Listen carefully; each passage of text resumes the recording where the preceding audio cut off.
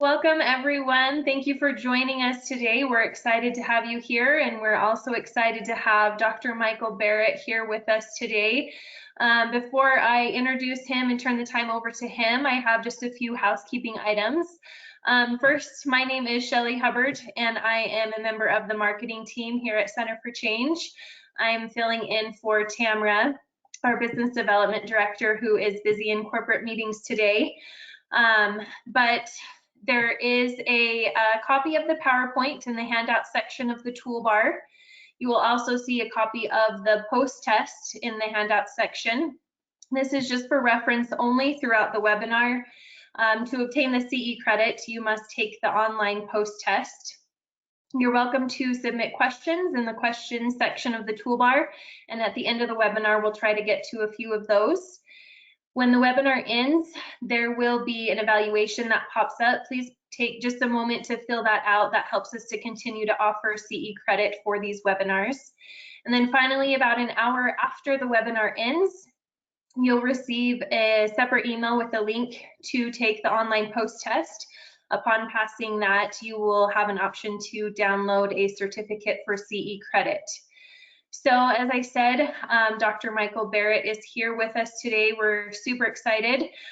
For those of you who don't know, Dr. Barrett is one of the co-founders of Center for Change. He retired in December of 2018. We miss him dearly. We love him and are so excited to hear from him today. So I will turn the time over to him and we will go from there. So Dr. B, the PowerPoint is coming your way. All righty, thank you, Shelley. You are welcome. Okay, so now do you have it? Yep, I see your screen. You're good. So I'm going to turn off my mic and camera, and I'll be right here if you need anything. Great, thanks. Are you going to turn off, let's see.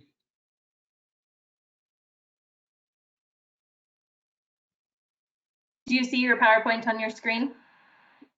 I do. Okay, I just had to get rid of my picture and get rid of that sidebar. All right. Hello, so am I good to go, Shelley? The time is yours. You're good. Okay, uh-oh, my thing's not working. Shelley? Yes, so just make sure that your cursor's on your PowerPoint, and then you should be good to move forward and backwards with your either your mouse or your, there you go. There we go. Okay, thank you so much. Yeah. Well, welcome everybody, and thanks to Shelley and Tamara and Nicole and the people at Center for Change for giving me this opportunity. Nice to spend an hour with all of you people, even though I can't see you, which is a little weird. I'll do my best today. Today we're going to do a little introduction. Excuse me. Do a little background for the work of this workshop, this webinar. Talk about the importance of it. We're going to talk about basic clinical competencies and then assessment of clients on spirituality, and then a couple of more detailed examples of using universal principles and processes, spiritual principles and processes in treatment. That's kind of where we're going. And so I appreciate Shelley's introduction. Yes, I was one of the founders of the center, and I also miss the Center for Change. I'm now working with, as a senior advisor, Bridges Psychotherapy Solutions with some of my friends, Scott Richards, Randy Hardman, and others. I'm a psychologist, organizational consultant, have a private company for that. And I want to honor Nicole Hawkins and the other leaders at Center for Change. They're excellent leaders, and they offer the best treatment available, the best intensive care for eating disorders. So I'm honored to still be good friends of the Center for Change. And so as we start today, I just want to acknowledge I don't claim to be an expert in spirituality and treatment. I don't really believe in experts very much. I think we all have too much to learn, but I am a psychologist and have a doctoral minor, which is the same as a master's in MFT. And I've been working for 40 years in the field doing psychotherapy, and happy to be here. On the personal note, I'm 67 years old. I'm 40 years into recovery from drug and alcohol abuse. I've been clean and sober for a long time. Very grateful for that. I have a daughter who suffered from a serious eating disorder. So I've lived that personally, not just professionally. And we have a family history of various emotional, mental, and addictive illnesses. So I'm humbled at the chance to try to help anyone who's struggling with those things. My wife and I have a family of 43 people. I'm blessed with the best wife in the world, 8 children and their spouses, 25 grandkids. And family is the most important thing to me. And so I want to show you this picture real quick. We're talking about spirituality, inherent spiritual nature. And I just want you to see if you can notice the spiritual nature of this beautiful little girl who is one of my granddaughters. Her name is Lucy. And I see a glow in her that expresses her spirituality, even at such a young age. This webinar is to help professionals integrate universal spiritual principles into a holistic psychotherapy approach. It's based on much research. It's designed to teach some about ethics, competencies, considerations, and the benefits of doing so. And I'm not trying to sell any particular brand of spirituality. I'm not trying to sell any particular brand of how to include spirituality in psychotherapy. I'm just trying to say that we can. And not only can we figure out how to do that, each individual clinician and provider, but it's of a blessing to our clients when we do.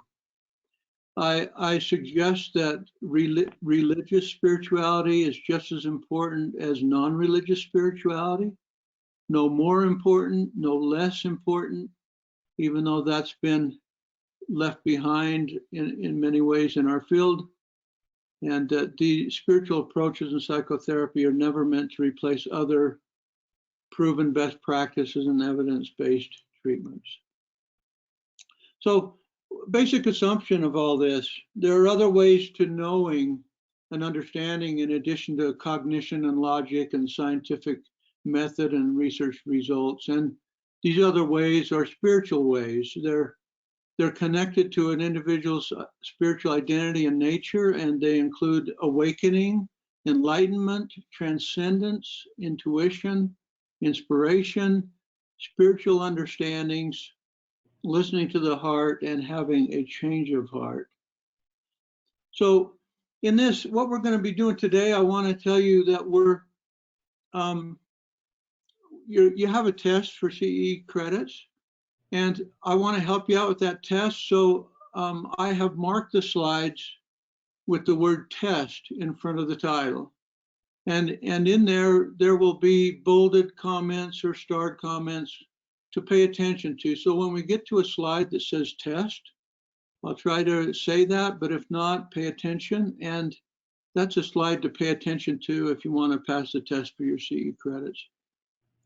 I realize that your ability to do well on a test says a lot more about the quality of the teaching than it does the quality of the learning and the learner, the student. So, but nonetheless, tests are a part of our existence. In doing this workshop, I was thinking about, why am I doing another stressful presentation? It always stresses me out.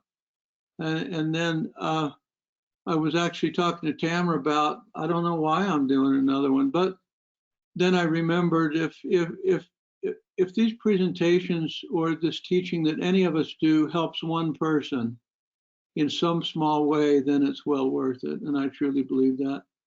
And in that way, I'm honored to be with you happy for the chance, and I hope we can learn from each other and have a spirit of learning. I love the quote by Eric Hoffer: "True learners inherit the earth while the learned become beautifully equipped to deal with a world that no longer exists." And so I thank you for being here and having a little faith in this webinar and in me and in our time together, that you might actually get something of value in addition to a CE credit.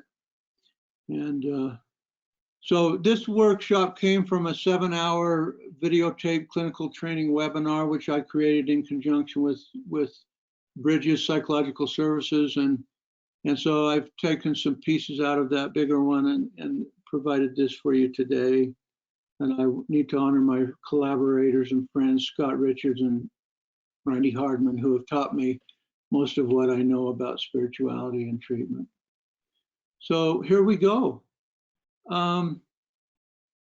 Spirituality, what is that? You know, there's so many definitions, and there's more than 7 billion definitions, because everybody has their own, and they're all individual, and they're all different. Even people who claim to be in a group with other like-minded people in spiritual reference, we're all different. We have our own. Scott Peck said spirituality is to nurture the spiritual growth of another. Ken Pargament, I love this, and notice this is a test item. The seeking of that which is sacred, was Ken Pargament wrote. I love that definition. Unconditional love is a spiritual experience. And Subert said, being our best selves has a lot to do with what spirituality is. I want to read a tiny story that says a little bit about what spirituality might be. And again, I guess it tells you what spirituality means to me, at least a little bit about it. You've heard this story before. A little boy was walking the beach with his grandfather, and they came upon what seemed to be miles, a shoreline with thousands or millions of beach starfish. As the boy felt compassion on those small little creatures from the sea, he started frantically throwing them back into the ocean. Grandfather said, "Don't try to save them. There are so many, there's no way you can make a difference." The little boy picked up another starfish and threw it far out into the sea, and turned to grandfather and said, "Well, it made a difference to that one." I think spirituality is based in an understanding of the worth of a human soul, the worth of every single human being. I think that has a lot to do with it.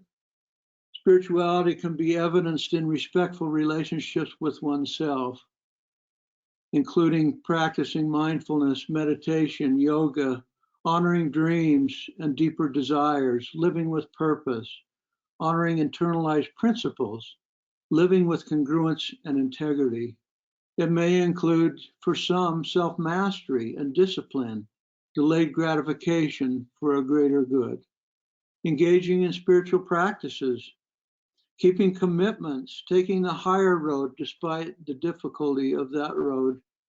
It includes the practice of listening to and following the heart. Spirituality can include experiences of vision, harmony, truth, transcendence, oneness with God or nature or the universe or oneself. It includes compassion, loving, being loved, having hope, gratitude, enlightenment, and living life with a positive sense of purpose and mission. What does a spiritually sensitive approach look like? An spiritually inclusive and integrated approach? Well, it includes taking the time and effort to understand a client's spiritual beliefs. This slide also has information on the test. It honors the sacredness and worth and goodness of every human being. It treats the whole person, including their spirituality, instead of dissecting that part of their life out of the treatment process. It recognized spiritual ways of knowing and understanding. It utilizes the individual client's beliefs and practices towards their own healing and wellness. Mother Teresa once said, "I serve not because people are broken, but because they're holy." And I certainly believe that that's true as well. We all need to find our own way of becoming spiritually nourished. Just as when we're walking in the desert and we're thirsty. This is a slide of Canyonlands Park. You can see the Manti-La Sal Mountains to the east in the picture, but you can see the potholes where thirsty hikers can stop and get a fresh drink of water. We all need that. Historical background, I won't say much about this, but I think we all know that back in the 1850s, between there and 1950s, there was a polarization from social sciences and behavioral sciences against religion and religiousness and religious thought. Freud was one of the proponents of this, and he stated his belief that a belief in God is a, quote, collective neurosis and a mental illness in and of itself, that science and religion were separate and that they didn't cross or have any common ground. Over time, this has been, in my opinion, dispelled. Jungian psychoanalysis brought a more spiritual view of psychoanalysis. Behavioral psychology eventually gave way to more humanistic psychology, including Carl Rogers' client-centered and humanistic psychology. There was a cultural revolution in the 60s, which brought an emphasis on love, a movement against authoritative government, for feminism and the women's movement, and seeking and looking to the East for other spiritual sources and other religious traditions, which really has led us eventually to the use of yoga, meditation, mindfulness, connectedness, and other Eastern spiritual concepts which were rooted in Eastern religions. The positive psychology movement has been really big in opening the door for spirituality in psychotherapy as well. Martin Seligman and all those who have followed his work.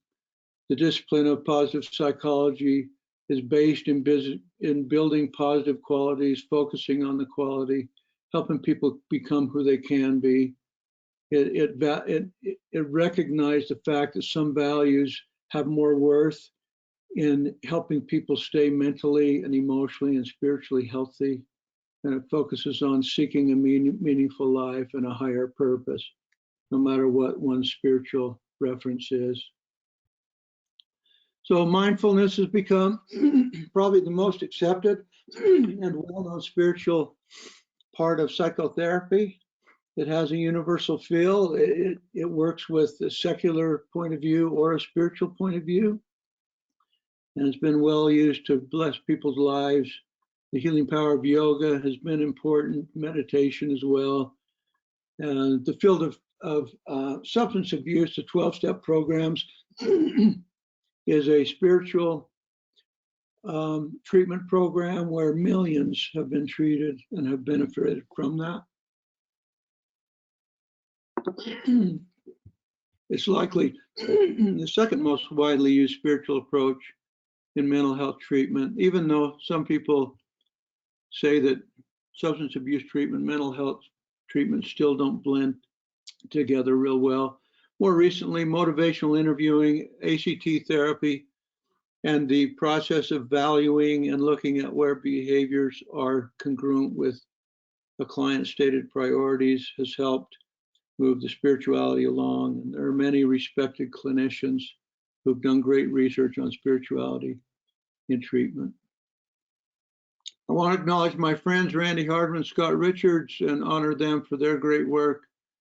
I feel grateful for their impact on my life and the ability to do work with them. And some of our work was encompassed in this book, written quite a long time ago, Spiritual Approaches in the Treatment of Women and Eating Disorder, a best-selling APA book. Now, why is it important? This is also a test item on this plate. So let's pay attention to this. It's important to the clinician in the field. Let's look at number one there. Understanding the spiritual beliefs and gifts of the client is a critical part of better understanding who they are. That understanding can lead to better clinician sensitivity to treatment approaches that will best fit the client and help them progress. Very simply, it helps us to get to know the client better, and an important part of them, for some, a big part of them, and that's important. Spirituality is a part of most of our clients' lives. That makes it important. Whether they're theistic or non-theistic in their spiritual approach, even though 85% of the world population believes in some higher power, a God, or something greater than themselves. And the bias against religiosity and in some ways spirituality in psychotherapy has been damaging to clients and hurtful. Plenty of research that shows that including spirituality in psychotherapy, making it inclusive and a part of it, actually can improve outcome. And there's lots of studies that show this. Religion and spirituality are an area of diversity, just as important as race or culture or gender, and it should be honored as such, and people should be trained with that understanding.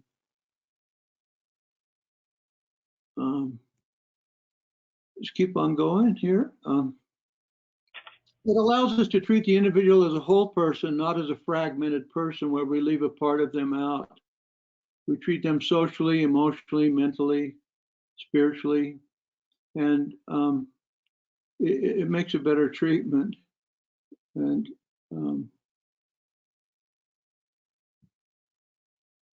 another reason why it's important, because some clients have serious negative wounds from negative experiences in spirituality or religiousness.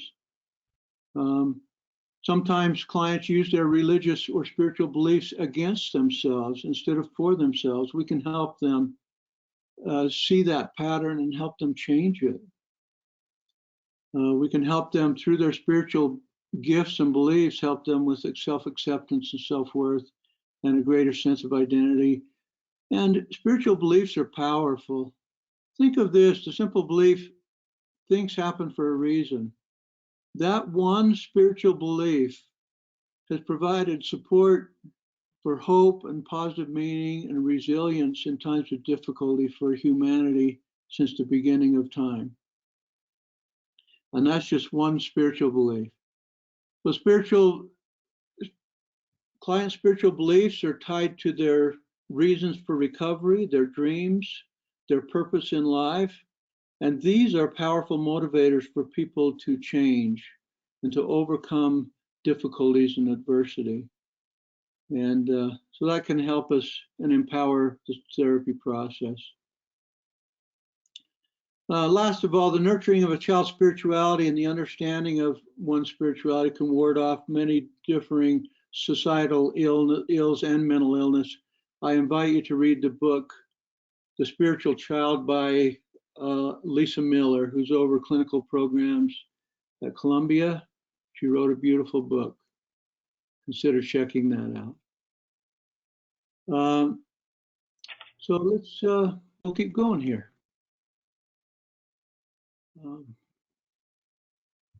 The key in group, I'll pass on this one.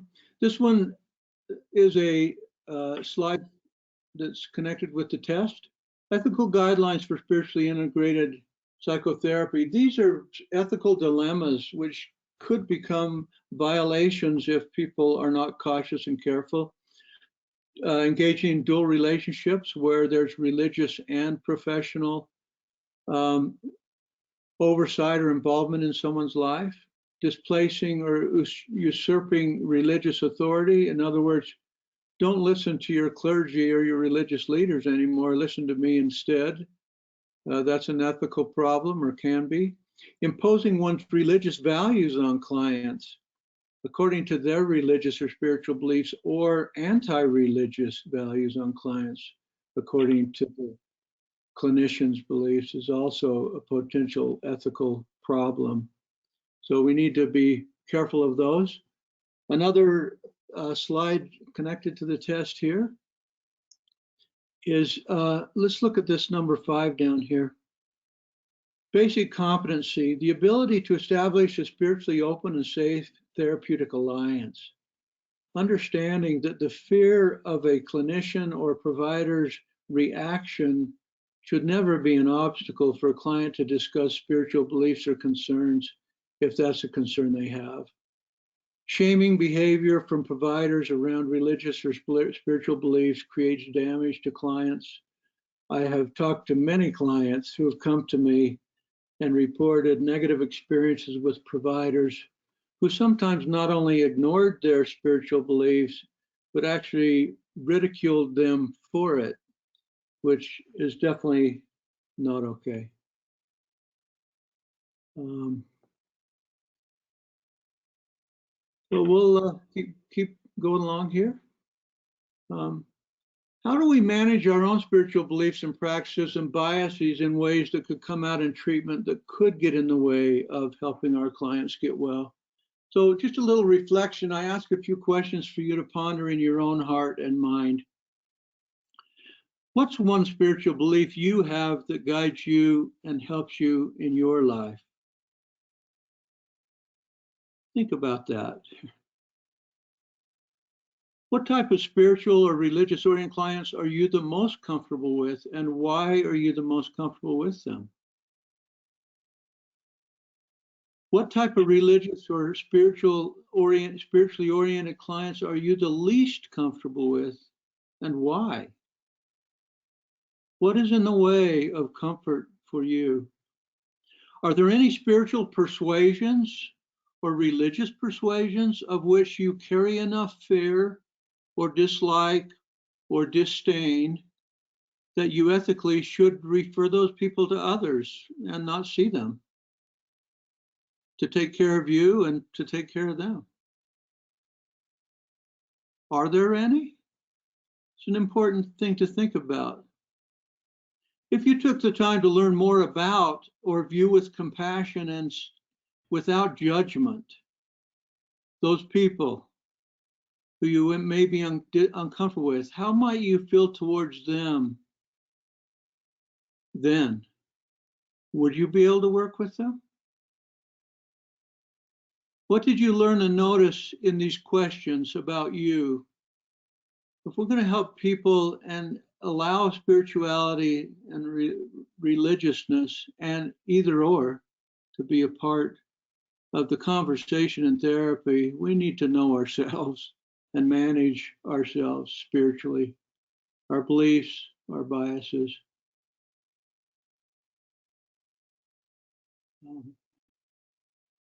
We can implement intervention spiritually based on individual needs, and we need to, of course. We can ask about the client in our minds. How much energy and focus on spiritual issues do they have in their life? That might make it more important in therapy. It will guide us in knowing how much we can focus on it in therapy. Just real briefly on assessment. Again, in the initial assessment with clients, we're looking at emotional and mental, intellectual, educational, behavioral, social, physical, and spiritual. And why would we leave the spiritual out? For some people, it's the most important part of their life. Many different ways to do an assessment. I'm not going to cover any specifics here. You can read those later. But one pathway of spiritual assessment is just simply ask them, do you have any affinity towards any framework for spirituality? Or are you involved in any religion or religious thought or religious organizations? And what do you think about that? And where were you taught your spiritual or religious beliefs, and how do yours differ from those people who taught you? And how has this evolved in your life? And are there any things associated with your religious or spiritual life that is troubling, difficult, that you would like addressed, that you want help with, or that you would like to include with treatment? Just asking gives clients permission. It shows respect for that part of their life if they want to include that in treatment. There's other ways, more indirect. Sometimes we ask patients, what's your spiritual beliefs? And they say, I don't even know what you're talking about. And there's many ways that we can help them see their spiritual beliefs and understand what they are by holding up the mirror and reflecting it back to them. One might be this, asking a client, if you had 72 hours to live, what would you do with your time? And why would you do those things? Because as they ponder that, they begin to focus in on what's important, what's sacred in their life, what's preeminent, what transcends everything as far as importance. Those things are connected to spirituality. Another question, if you could change one thing in the world, what would you change? And why would you change that? As people answer that question, they begin to illuminate and reveal to themselves and others the principles they live by, the things that they value, what's most important. And then we can ask people about their spiritual heroes. If you ask someone about a spiritual hero and they begin to tell you about that hero, they not only reveal the qualities and the nature of their hero, but it tells them a lot about themselves, and it tells you a lot about them as well. People tend to be attracted to admire, and to look up to, and to feel connected to those who are similar to them in some way, especially in their deeper parts of them, their purpose, their dreams, their principles, their spiritual beliefs. And so as people talk about their heroes and why they're heroes and what it is that makes them a hero to them, again, they begin to illuminate what's important to them, and we can show that back to them and be their mirror for that. We can ask our clients to write down and share the principles they live by daily and how those principles show up in their life. Move on a little bit. Broad approaches to spiritually integrated psychotherapy. There's many broad approaches. One might be to discuss faith, not as a religious principle, but as a spiritual principle. We all have faith. If you had no faith, you'd really get your CE credit, or there might be something of value for you today. You would not have signed up for this webinar. Faith is a power that guides our lives and allows us to progress and to accomplish and to face fear and to take risks. And we can ask our clients, what do they have faith in? Sometimes our clients begin to have faith in their illnesses. This is true of patients suffering with severe eating disorders. It can be viewed that way for people suffering with drug and alcohol addiction. They begin to have faith in something else rather than themselves. And sometimes they lose track of the faith that they have in other sources. Where we put our faith is a choice. We might as well be conscious about it, whether it's faith in ourselves, our loved ones, our treatment team, our higher power, our spiritual source, whatever that is. 12 steps as a treatment approach is one way. The broad integration of Eastern spiritual and religious concepts, mindfulness, connectedness, yoga, meditation, can be very helpful. And then helping clients find reasons for recovery. We all know that if people stay in tune with their reasons for recovery, the reasons why they're fighting for wellness, to do the hard work of recovery, they do better. When they forget why it's important to them and what they really want, what their reasons are. they lose power in their recovery efforts.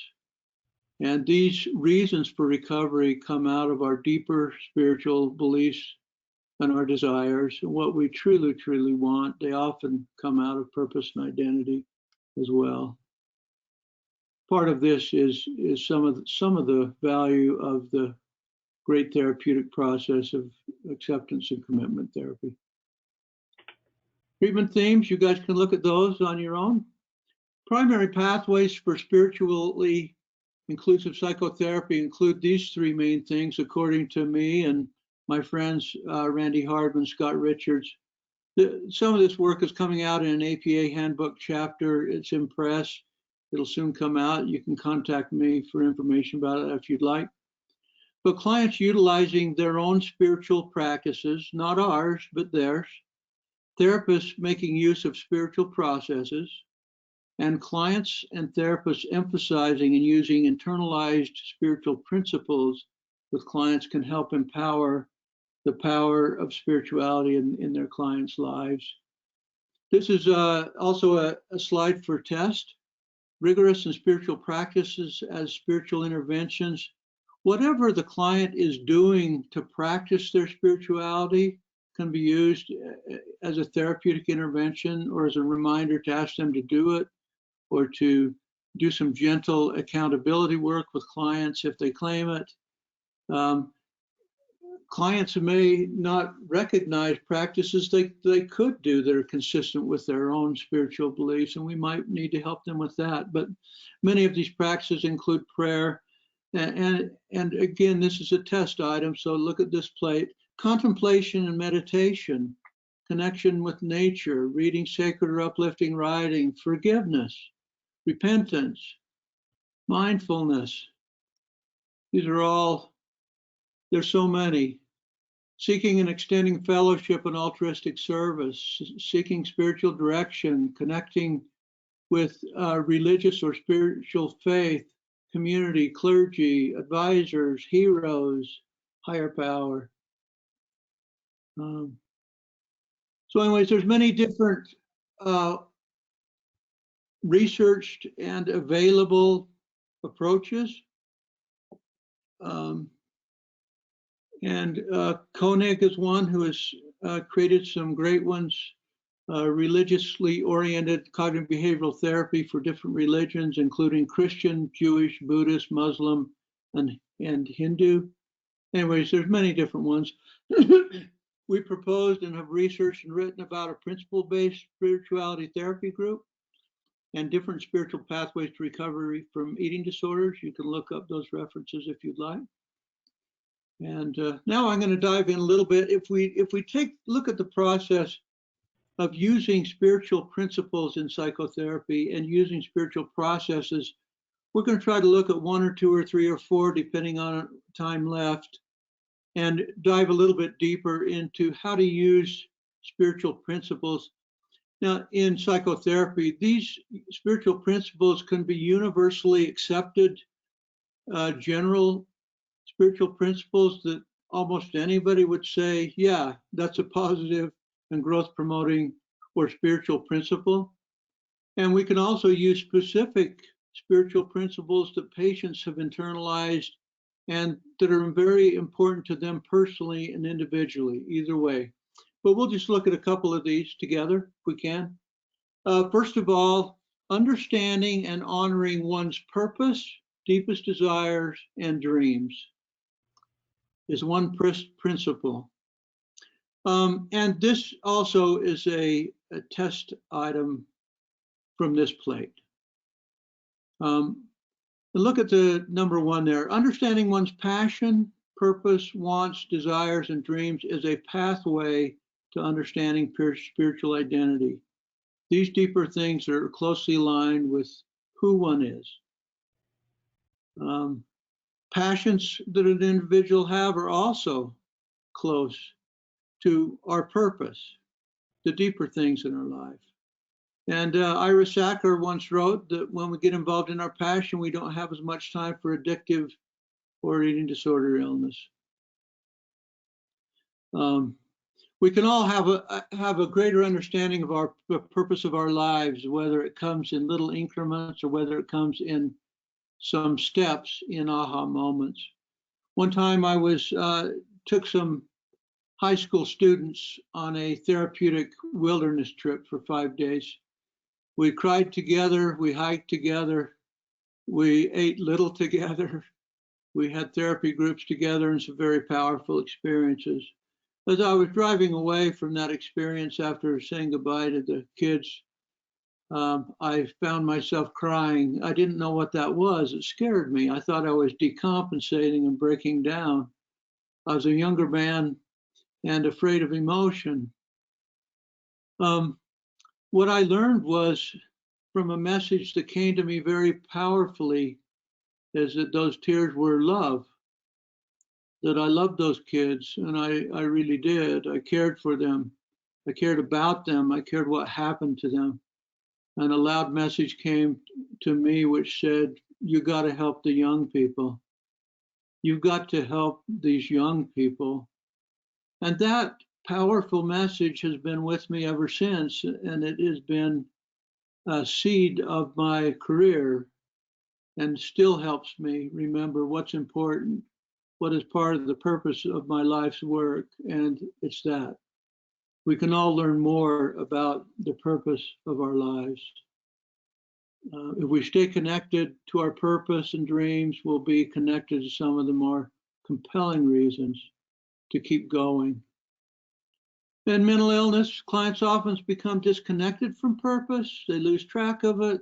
They cease believing in their dreams because they cease believing in themselves.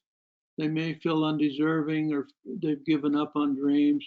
It's our opportunity to help them connect back with what they really want, what's really important. We all know that any reason for recovery is a good reason. Again, getting a little bit personal, we've all heard if you don't get better for yourself, then you're wasting your time. At least I heard that when I was attending a 12-step group once, working on my own recovery. I found that that's not true. I've had spiritual experiences where I knew that my son and my wife deserved better than what I was giving them when I was addicted to drugs and alcohol. And those powerful spiritual experiences let me know that that was a great beginning point and a great motive to get well was for them. They did deserve better, and I loved them. And that helped me begin to do the hard work of recovery. And yes, I eventually got to the point where I knew and know that I also deserve better. We can have clients write down what they know about the purpose in their life. We can have them explore that. We can have our clients construct a want list, things that they want to learn, things they want to do, things they want to see, things they want to have, things they want to teach, what they want to give, what they want to contribute to the world. We can have them look at what they want to become and who they want to become.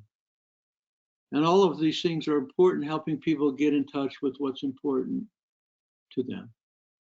So I ask each of you, what was your reason for coming to this webinar today? What's your reason? If it's CE credits, fantastic. What a great reason that is. But you had a reason. And I ask you this also, what was your reason? What is your reason for choosing this as your life's work? Is it a deeper reason? Is it connected to your purpose, your spirituality, your calling, your mission, your dreams, your deepest desires, the principles you live by? I don't know, but maybe.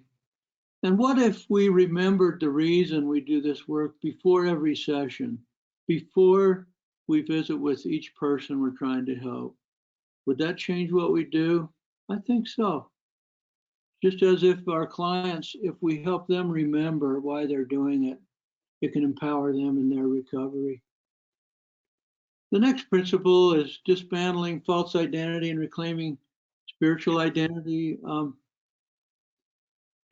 I think actually I'm going to pass over this. I have a few workshops on this and seminars, and I invite you to take a look at those. I also wrote a book in Subert's book on trauma and eating disorder. I invite you to look at the chapter in that we did. So let's just look at listening to and following the heart is another principle, and it becomes a process in including spirituality and psychotherapy. The heart's a metaphor for an individual's spiritual identity. It's a spiritual language, which is both universal and ecumenical. And the heart has been a symbol of compassion and connection and spirituality since the beginning of time. And what is heart? I don't know. What is it to you? The meaning of heart, it's individual. For some people, it is sensitivity or sensibility, following my gut, the unconscious mind, my best self, the real me, the wizard within, impression, intuition, inspiration, or even God talking to me. McCready and Associates did some great work. It's tied up in the work in the field of heart math, where they found that the heart has its own neural activity, that it processes information, learns, remembers, makes decisions, comes to understandings independent of the brain, but it also can send neural impulses to the frontal cortex, which can help inform decision-making of the brain and the mind. That the heart is a spiritual source of knowing and understanding. And we can teach directly. There's thoughts and there's feelings, and then there's heart. And I ask you guys, again, this is a test item. I ask you to try it on. See what you think about heart and see if it could have any value for you or your clients. Listening to and following the heart is a foundation stone, in my opinion, to all spiritual pathways to recovery. And again, it provides a spiritual language and a process that's non-threatening, universal, and generally accepted. We can learn to listen to the heart and recognize it and follow it. How do we know if it's the heart? That's a complicated question. No simple answer. But I do know this. If the messages are from the heart, they will not be respectful, disrespectful. They will be kind, uplifting, encouraging, even if they're gently instructive. Messages from the heart lift people up. They don't tear them down. We can learn to listen to the heart as one way to replace the negative mind or the negative voice in depression, anxiety, or eating disorders.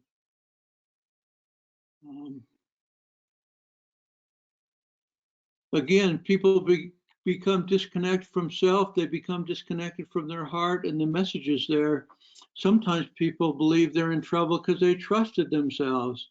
They trusted their heart. The truth is, we're most in trouble when we stop listening to and trusting our hearts. And in shame, we don't believe or trust the messages of our hearts because we don't respect ourselves.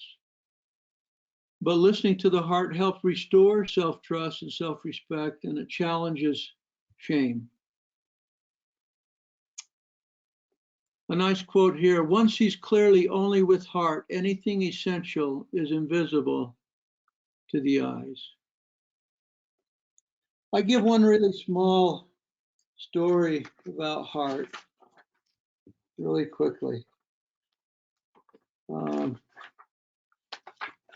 sorry, I'm shuffling for just a moment. Here we go.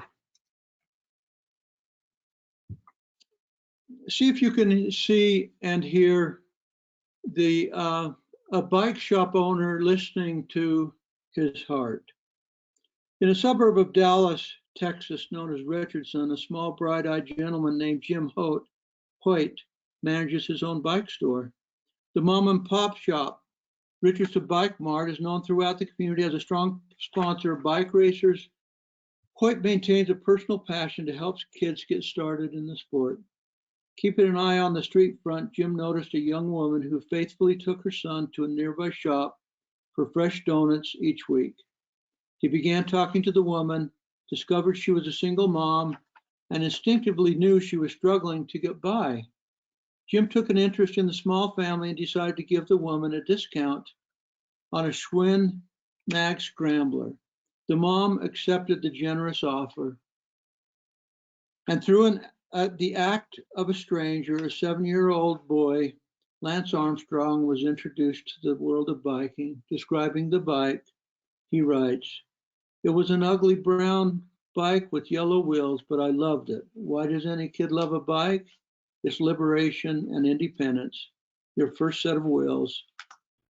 And we all know the story of Lance Armstrong and his successes as a biker.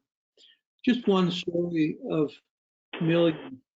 People listen to the heart. So just an activity I ask you guys to do for just one moment. I'd like you to put your hand on your heart for a second and close your eyes. And recognize that as you prepared to get on the webinar today, you had many, many thoughts, thousands of them today. You may have had and been aware of many emotions today, hopefully positive ones, joyous ones, maybe some that were a struggle. But I'd like you, in addition to those things, to recognize with your hand on your heart that you also, as you approach the webinar today, know something in your heart about your life, about you, about what's important, about what you need to do, about what's the right thing for you to do, about what you may have been avoiding but need to face, need to take a step in. Your heart may teach you about love, about expressing love and reaching out or making a change. We can help our clients learn how to get in touch with their heart, the messages of the heart, the importance of the heart. They can write about it. We can ask about it. You're welcome to open your eyes. We can ask questions like, what does the heart say? We can help clients learn to trust themselves and act on the first impressions of the heart as an alternative to getting overwhelmed by rumination and mind stuff. We can help them get acquainted with stuff of the heart stuff, impressions. We can help them examine times they did listen to the heart and followed it, and times they didn't, what the consequences were, and what they can learn.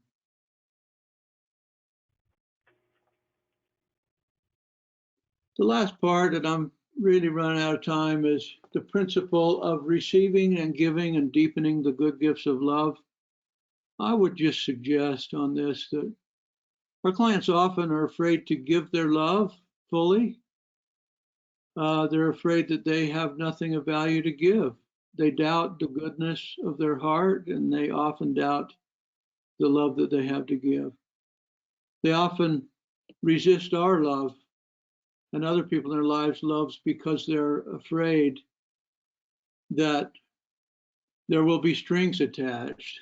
They feel undeserving or unworthy. We're afraid that it'll always be followed with rejection or abandonment. We need to learn how to express and show our love in appropriate ways to our clients. People don't care how much you know unless they know how much you care. And I believe that's true. And this is a quote by Sleeth. I like Sleeth. The profession of psychology seems embarrassed, even apprehensive about love being a part of the therapeutic process. Yet the essence of treatment comes down to a single precept. Love is the healing principle.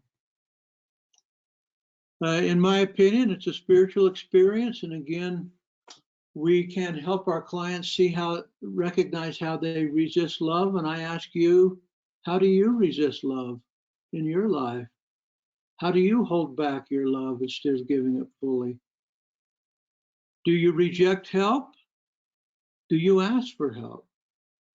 Do you discount or reject genuine compliments from others?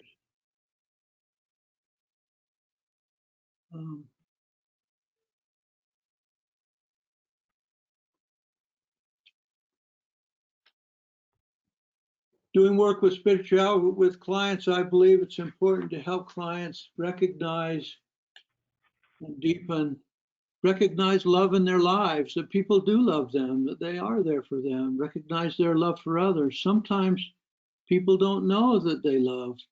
We can point it out.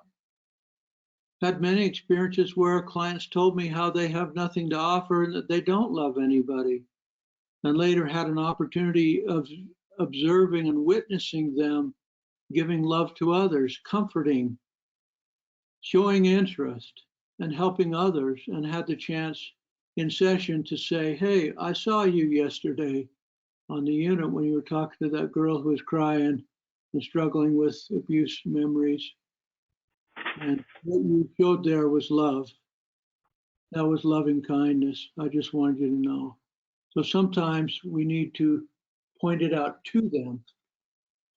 And I believe we're getting close to the end here, so I just want to say, so there's some slides here on summary towards application, and I just wanted to reemphasize the idea is that we can all create interventions that include spirituality for our clients, but we have to be willing to. We have to face our own fear and discomfort about it. We have to assess the true importance to our clients, and if it's important to each individual client.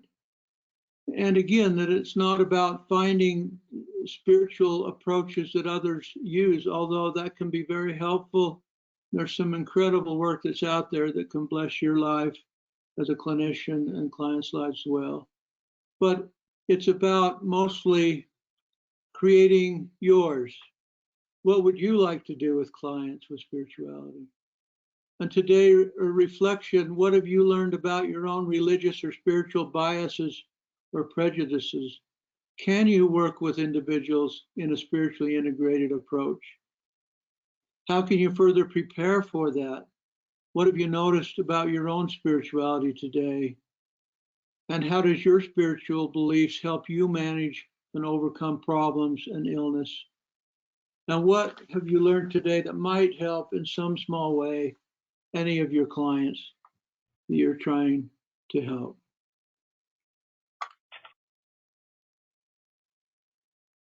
I want to thank you all for showing up today, for being here, for joining each other and me, Shelley and Tamara, Center for Change folks. May God bless you all in all of your noble efforts to bless mankind, to do a good work in the world, and to bless people's lives one life at a time. And not only your clients, but yourselves and your family members as well. Anyway, it's been an honor to be here. I'm very grateful. And I wish and have high hopes for the very best for each one of you. Thank you.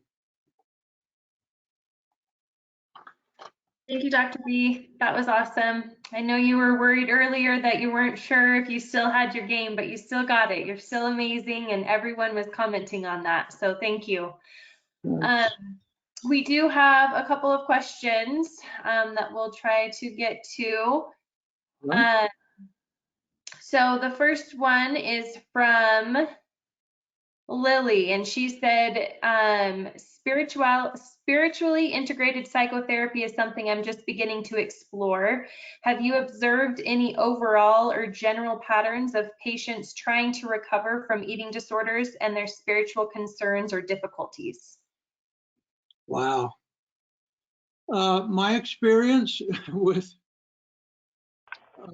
decades of working with eating disorder clients is eating disorder clients in general are very spiritual people. They may not know it, they may not see it, they may not label it, They're loving, they're kind, they're good-hearted, they have a ton of integrity. And we can help them use their own integrity as a force in their favor because they want to do what they believe in, and that can be very powerful for them. So I think the pattern is as people get deeply entrenched in illness, they lose connection with the most important things in their lives, including their spirituality. So the starting point is to help them get back connected to what they once knew, what they were once well aware of what's important to them. A safe place to start, I think, is having them look at the principles that they live by in their life, the things they care the most about, what they feel their purpose of life is, their calling, their mission, what's important, what's the bottom line. So a little bit of assessment is a great part. And then the second main theme, I think, is to help them see it. It may be sometimes saying to them, that was love. I just saw your integrity. I'm blown away by your honesty. Even though you lied to me yesterday, you corrected it today, you told the truth. That's honesty. That's integrity. I honor you for that. And thank you for that. And then you can explore how that integrity can continue to help them in their recovery process. So, great question. Your question was better than my answer, but there's a little answer for you for starting. And I wish you the best in your exploration.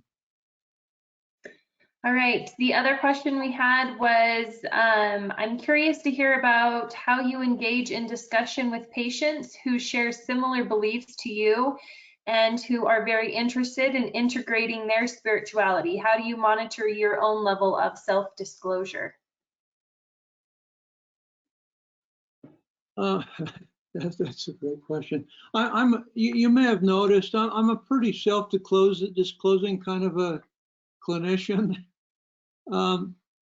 And obviously, I do not self-disclose problems that are in the present. I don't want any client to feel responsible for me and my happiness and my recovery. So I refrain from that. I will talk about issues from the past, problems, things that I've been able to overcome and how I did that, by talking about things in the past that are truly in the past. So I don't reveal things in the present that are struggles of mine. But like I said, in doing spiritual work, one of the core competencies include being able to take an ecumenical approach, in other words, a general approach that will fit most people. It's also the ability for taking a denominational approach for people who come in of a specific denomination and say, I'm Catholic, it matters a lot to me, and then they start sharing their concerns. And so if that happens, then it's my responsibility to learn more about Catholicism. If I don't know a lot, I can ask them to teach me, and I have them teach me. And I take risks on sharing what I do know and asking prodding questions that I think will help them. And so I'm not too vulnerable on sharing a lot about my spiritual beliefs because I don't want people to get bogged down in mine, even my beliefs about a shared religion. Because like I said, even in a shared religion, people have their own take on who God is, the nature of God, the nature of relationship, the nature of guidelines in a religion.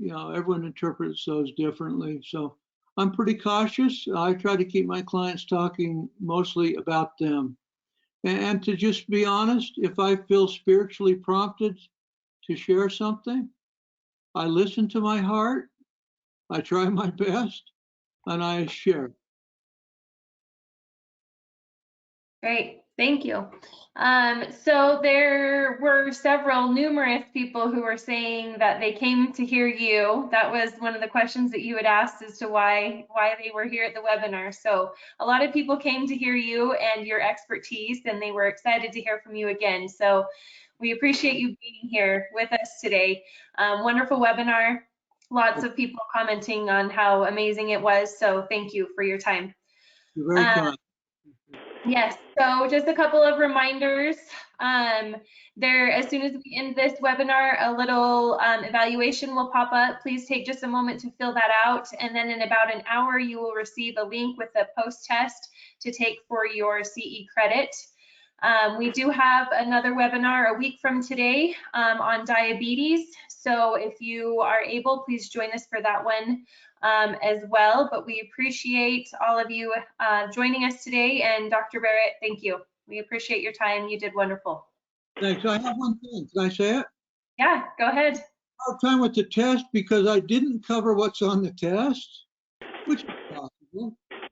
Have them can they let us know in some way so we can help them with that?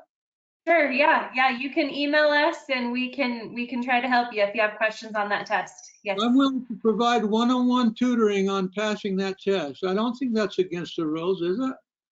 No. So, can't pass the test because of my negligent teaching, let me know. I'll do one-on-one teaching and help you get your CEU credit. Yes, and along with that, if any of you have additional questions for Dr. Barrett, feel free to email Center for Change, and then we can get you in touch with Dr. B, and you can ask any additional questions you might have. So. Great. Thank you. Okay, thank you, Dr. Barrett. Thank you, everyone. Take care. Bye-bye.